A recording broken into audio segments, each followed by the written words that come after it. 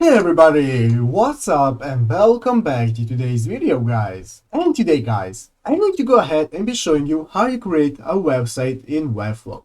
So yeah guys, make sure to watch this quick and easy video till the very end and follow my steps correctly.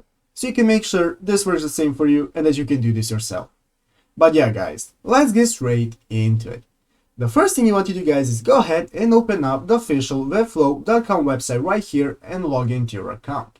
After logging into your account guys, you'll be greeted by this main page right here where you'll be able to see all of the options that you can access in Webflow.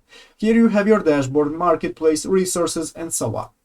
Here as you can see, I can see all the websites that I have already created, and here you will be able to see all of your websites that you create. So guys, to be able to go ahead and create a new website, what we want to do is go ahead and use this button right here called New Site.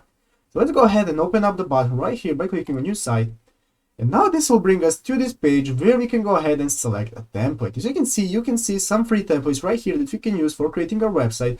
Or if you scroll down, you can find some paid templates that you can use, such as this one for $49.79 and so on. You can use and buy any one of these templates if you want. But for today's video, we're going to go ahead and use one of the free templates right here. So what you want to do is go ahead and select the template that you want to use and then click on select.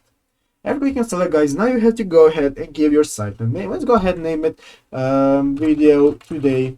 So let's go ahead and name it the site that and click on create site, and now this will go ahead and automatically create the website for you. It needs to load up a couple of seconds. It will take about 20 seconds depending on your PC for it to go ahead and create a website. Now we wait for it to load up.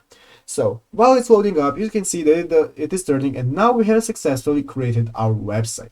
So as you can see, at the left and right side of the screen, you have the options to edit your website.